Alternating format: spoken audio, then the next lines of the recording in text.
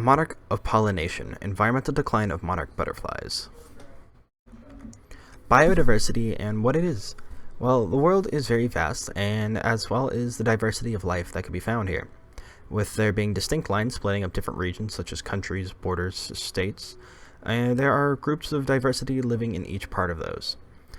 These groups can be broken down into small groups such as a backyard or even an entire country. Each of these groups have been seen reacting to loss of diversity.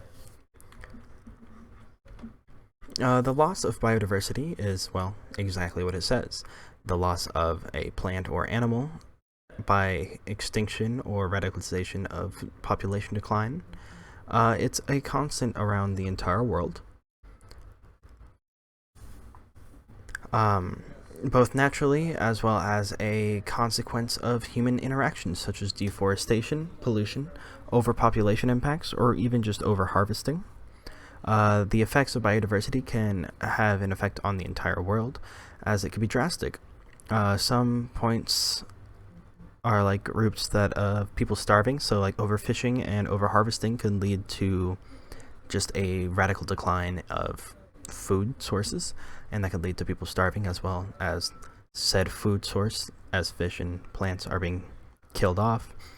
And that just leads to a further loss of species, saying there's predators that rely on that fish or something. Now they are also gonna have no food, as well as a cultural change and a loss of knowledge.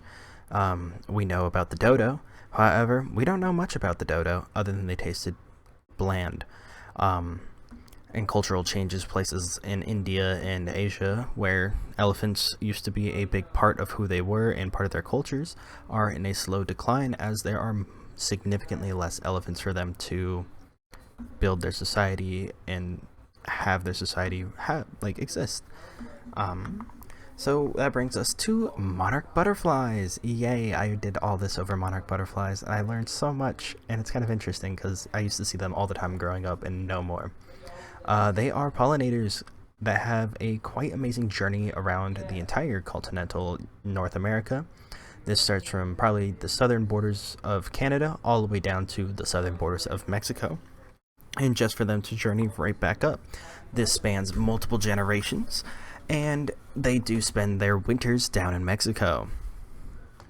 During their journeys, these butterflies do interact with the numerous different types of plants, crops, and they pollinate nearly everything in their way. And while winter is in full spring, they do take shelter in the fir forest of Mexico. And sadly, there has been a significant loss of monarch populations since the 1990s, dropping nearly 80% of their population. There are a few causes, but the two big ones that I wanted to focus on were deforestation and the loss of breeding habitat, also known as milkweeds.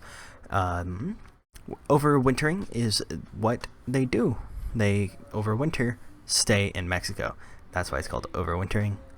They have recently, though, been a tragic victim of deforestation, with legal deforestation as well as a lot of illegal deforestation that has led to these large populations of butterflies not having an area for them to stay during the winter, lowering their populations. As well as the removal of milkweeds and the use of pesticides has had a major impact on the health and breeding habits of monarchs, as milkweed is the only plant monarch butterflies lay their eggs, and it's what gives them their poisonous attributes. And as large farms and large fields remove these to make room for better crops and just for cycle cropping, it has led to a death of the milkweed plant, leading to nowhere for the butterflies to lay their eggs. Here is my little I completely forgot what it's called. Whoops. Well, you can see what it is. You know what it is. It just kind of shows the declining of monarch populations and things that are causing it. So like loss of habitat, destruction and removal of milkweed, climate issues, which it's not that big of an issue on the monarchs themselves, but on the full scale of the world, yes. Lack of government intervention and pesticides, which I also put as long as milkweed destruction. The government could step in and give us more areas that are protected, more areas that are being limited on how they can use their pesticides. as well as just generally stepping in with some climate issues. And then local ways that are a good way to intervene is planting milkweed and not using pesticides, because that's just not good for the environment. As well as just being a generally better eco-friendly person, as maybe just one person won't make a difference, but if everyone is that one person trying to make a difference, things could change.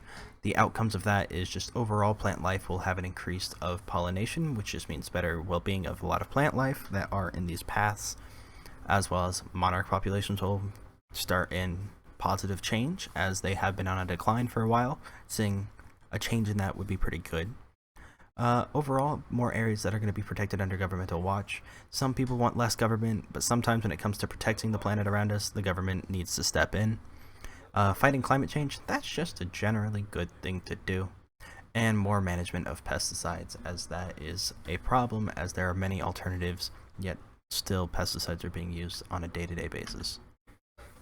What is currently being done is the population of these butterflies can be seen. There's a little chart there that shows you how they are in a drastic drop. One of the big issues right there is that they are not being recognized by the government as a endangered or even threatened species, as they still have to wait until 2024 for that deadline to hit them, and then maybe it will be pushed and placed. However, right now it is just being proposed and pushed by groups of people who have been witness to this drop in population, and those who want the government to get involved. They just want to push the idea of, let's get them noticed. And then, just there are also people who are pushing just personal management and fixing. A group that I found that I actually really enjoyed is the Monarch joint venture. They have taken an initiative of taking care of monarchs if the government won't. The way they're doing that is through habitat conservation, education and outreach, research and monitoring and partnerships. For the most part, they are taking care of rehabilitation through taking care of areas where the butterflies stop. So replanting milkweed and creating sanctuaries in a sense. They're educating the populace of just the benefits of butterflies as well as the negative impact of pesticides. They are getting more research out there showing the changes of population, the problems with overwintering and deforestation, as well as they are working with other organizations and counties along the United States to just create a better conservation effort in keeping those butterflies alive.